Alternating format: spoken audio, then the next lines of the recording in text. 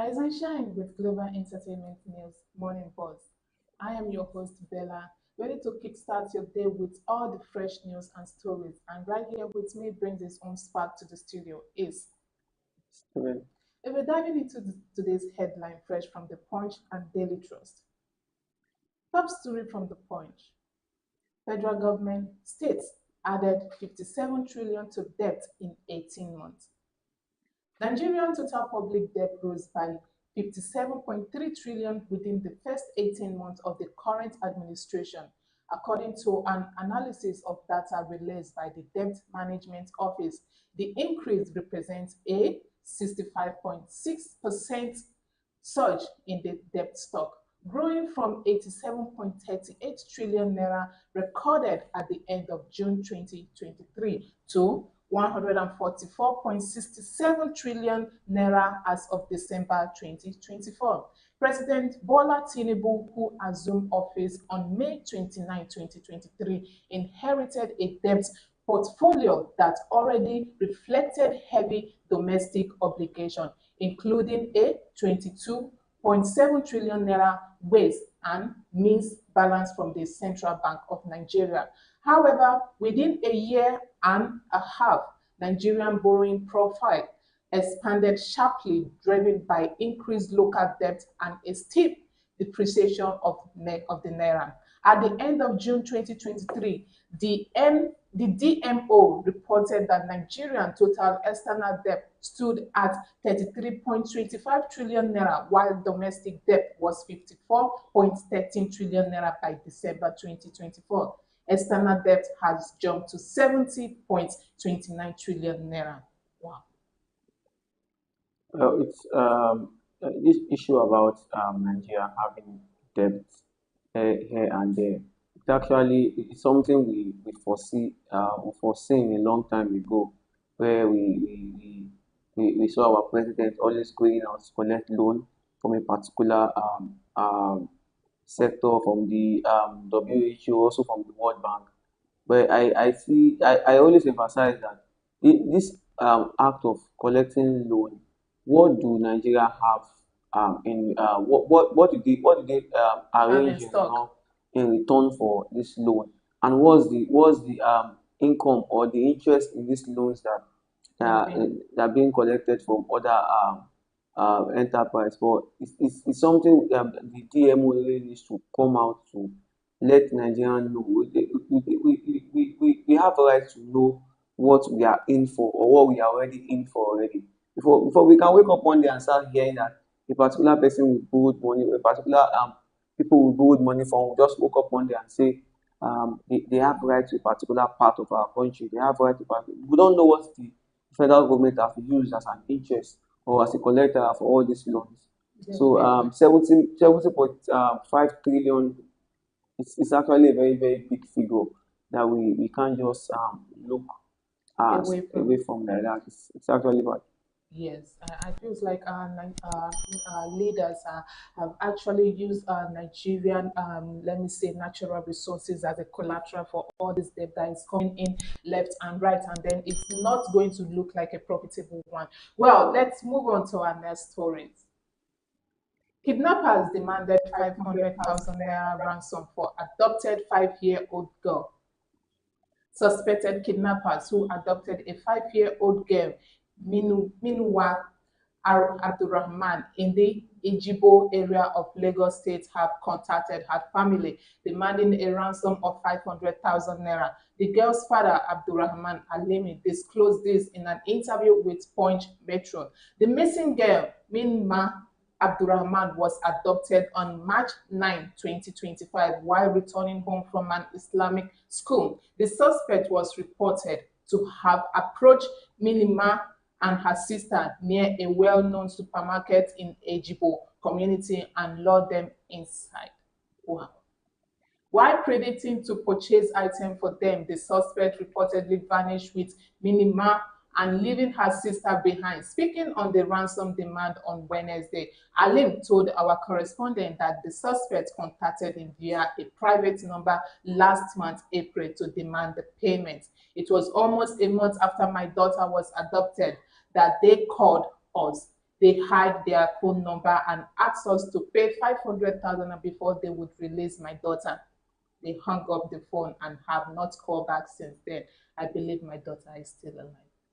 I believe she's still alive as well. I think this is actually a sad news. With the rate of which kidnapping has gone viral and rampant in the society, I think we still have to call on the Nigerian police for them to go swift into action to be able to curb out these people, because if we keep giving rooms for kidnapping cases like this, we will get to a stage that we have more cases of kidnap victims, and we will not know how to investigate when we have more issues. The fewer issues we have, the better for us, for Exactly. us to solve. If you have start having big issues like this, it's going to be a very very bad record, and it's going to be bad for the society. And freedom of movement now can be restricted. Exactly. The kind of fear people will start having to send their kids to school, the kind of people that take their kids to school, those kind of things will start being checked in check now. And schools themselves will start having so many rules and regulations to follow to be able to cover out things like this. Yes, it's really sad that right now in Nigeria, many parents are scared of their life, not just their life alone, but also the life of their children, because the rate at which kidnapping, imagine the money, the ransom that they are demanding, 500,000 naira, at this time that it's not even enough for anything, and then you kidnap a 5-year-old child demanding for such ransom. I pray that she's still alive and then be released soon. Well, moving on. Military destroyed 21 illegal refineries, arrest 36 in Niger Delta. Troops of the Nigerian Army 6th Division have destroyed 21 illegal refineries, arrested 36 suspects, and recovered 591,000 liters of stolen products in Niger Delta region. The acting deputy director, 6th Division Army Public Relations Limited, Jonah Damajuma, disclosed this in a statement issued in Port Harcourt on Sunday. He says the feat followed an operation conducted in a collaboration with other security agencies in River, Bayelsa, Akwa Ibom, and Delta State. Danjuma says the operation was carried out at various times in the state from April 28 to May 11th, 2025, saying the ongoing crackdown against oil theft and pipeline vandalism in the region yielded significant operational success. That is a good one. Uh, um, in this case of refineries being um, operational, illegal ones for that matter, I think this has been something that has been in the society for a long time ago, and it won't stop, because having a country where we produce fuel, produce our own crude oil, we have our own crude oil here, that is the main, especially in Niger Delta, Yeah. it's actually a source of their own income there.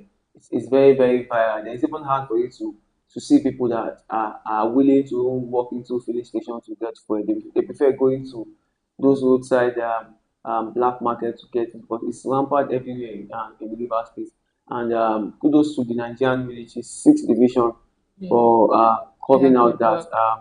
The acting deputy director, 6th Division, the public relations officer, Lieutenant Colonel Jonah Danjuma. Good work, kudos to him.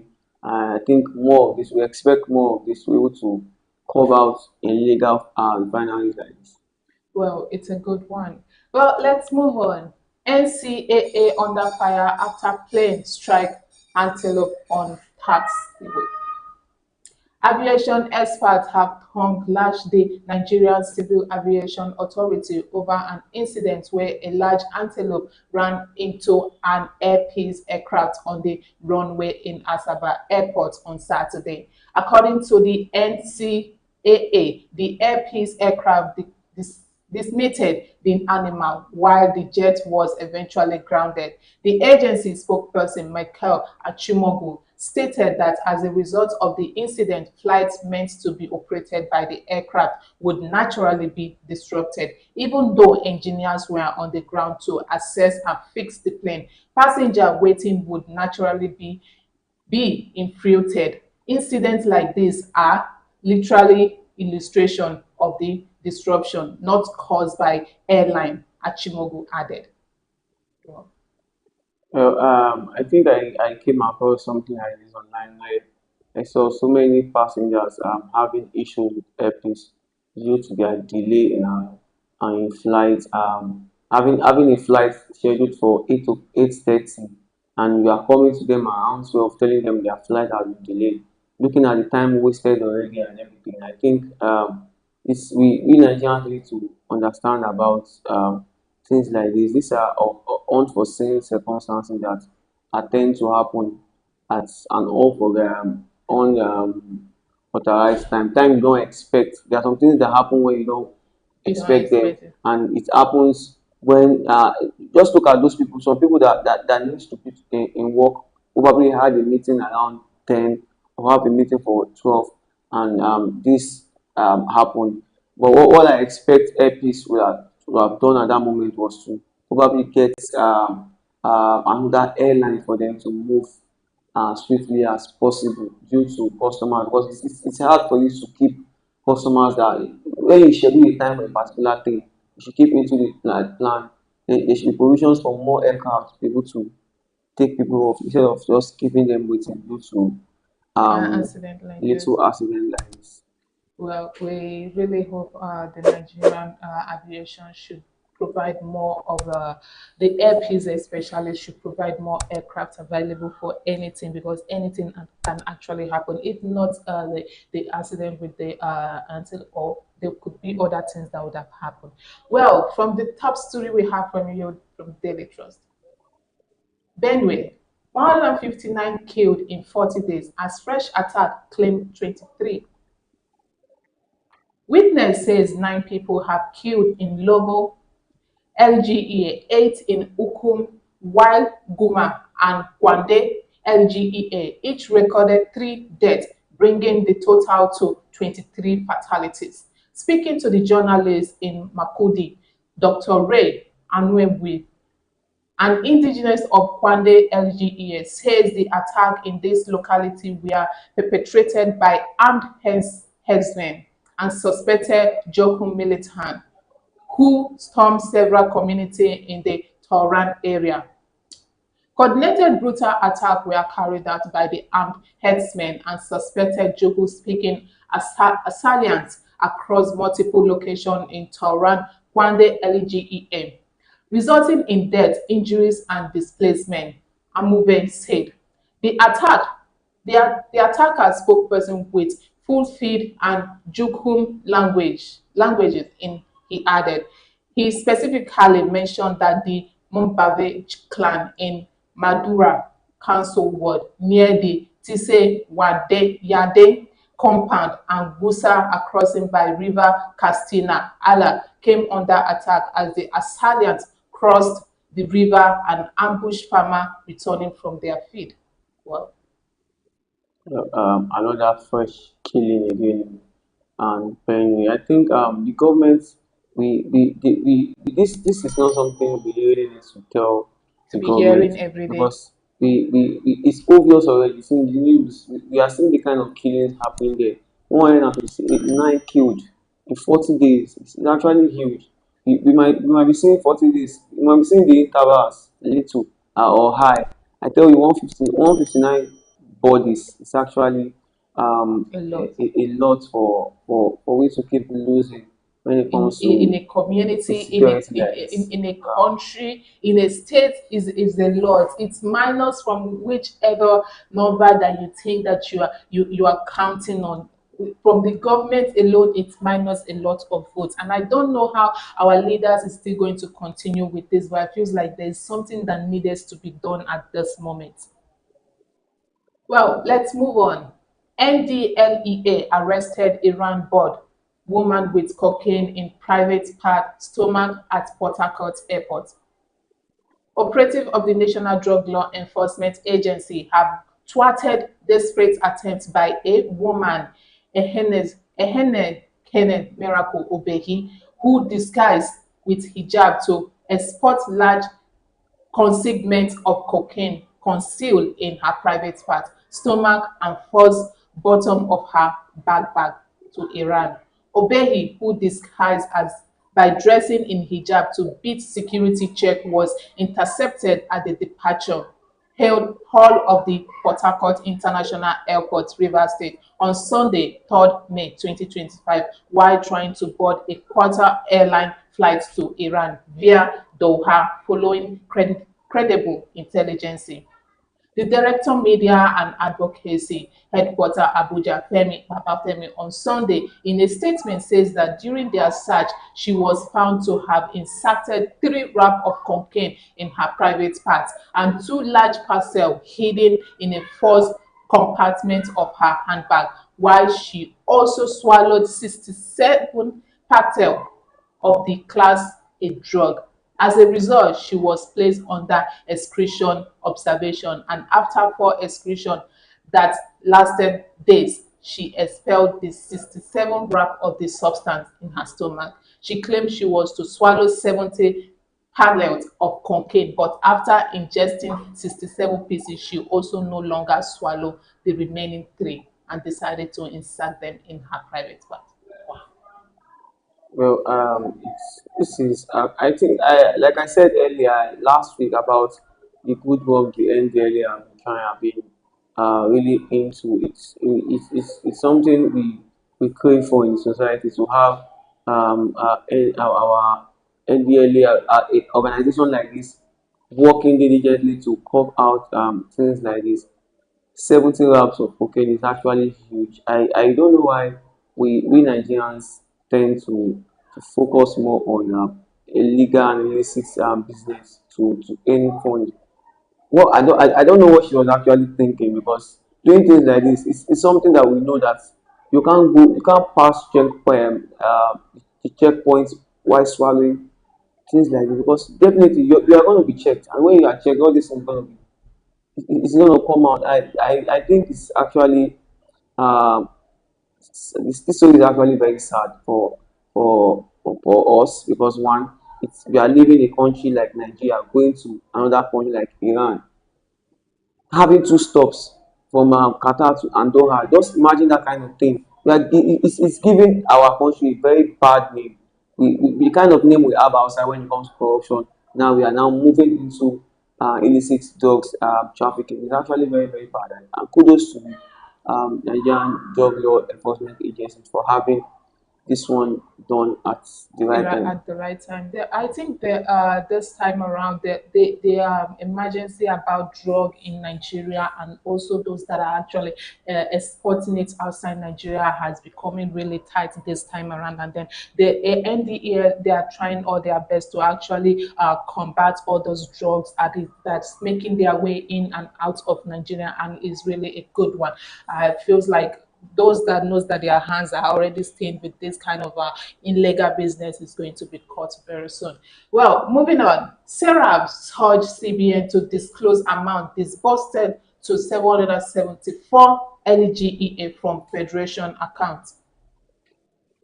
The Socio-Economic Rights and Accountability Project (SERAP) has urged the Governor of the Central Bank of Nigeria (CBN), Olayemi Cardoso, to immediately disclose whether the bank has amended the direct disbursement of allocation to the 774 local government councils in Nigeria from the Federation account with the CBN, and to widely publish the amount, if any, so far directly sent to each of the council. Sarah also urged Mr. Cardoso to immediately disclose whether any direct payment has been made from the Federation account with the CBN to the local government council in Rivers State, and to explain the national rationale of any such. The Supreme Court led last year July in a landmark judgment held that no governor or other agency have the power to keep, control, or disburse in any manner the allocation from the Federation account meant for local government council, and that any such allocation must be paid directly to the democratically elected council. Well, this issue is something we know already, and the kind of governance we have in this country when it comes to corruptions like this. It's actually a very good step by Sarah to move swiftly straight to the central bank, because immediately with this all these things are being disclosed, I tell you, it creates the transparency in things that are being done in the country, and we the masses have the right to know about all this. And if there is Okay. transparency like this, then we should know where this money is actually going to, the income, and how And the it's being outcome of it. dispersed, and where the money is actually heading to. If it's a particular project, we know where this project is going to. 774 local governments. It's not a small number, it's a lot. And then I feels like there should be a transparency about it. And then Sarah coming out to actually hail the CBN for that accountability is really a good step, because everything needed in Nigeria now needs to be done with transparency. Well, let's move on. Bandits in police uniform attack Zamfara school, kill teacher, adopt three. The incident occurred at around 8 p.m. on Saturday.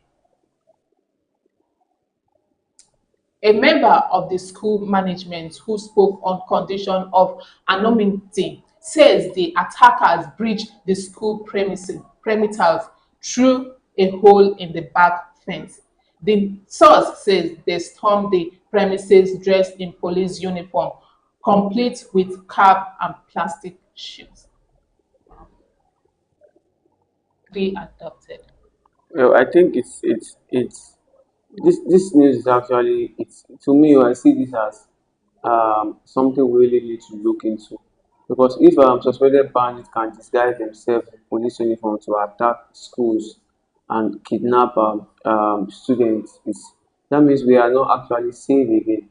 We don't know if this is actually true, or it's being it's a story being cooked out for us to believe that the police did this wrong. And the fact that kidnappers now walk into places just in police uniform, just in military uniform, I think we really need to. It's not something they can just sew outside and just wear on. No. I think we really need to be careful with the kind of things that really happen, even in the society now. We also hear cases about police moving around in cars that don't have plate number, picking up boys. Before you know, we'll not hear about the boys again. Probably taking somewhere, extorted money from them and just drop them out. I think if the governments can really allow things to be transparent, in the sense that police vehicles also should have plate number. At least if anything happens, be able to trace the plate number to know Which where of the things that this are division, the coming from. headquarters, how And they come from? I think it's a sad news, I tell you. And It's it's sad. alarming as well that the country we are now, we don't know who is now the security personnel and who are those that is actually disguising as a security personnel. A lot has been happening when they talk about that there are police brutalities and all that, and then we don't even know who to trust anymore when it comes to our security personnel in Nigeria. Well, we have come to the end of today's show. Thank you for joining us on the Breakfast Show. I have been your host, Bella. Be sure to join us again tomorrow, same time, same station. Don't forget to like, share, and subscribe. And until next time, have a blessed and lovely day. Bye.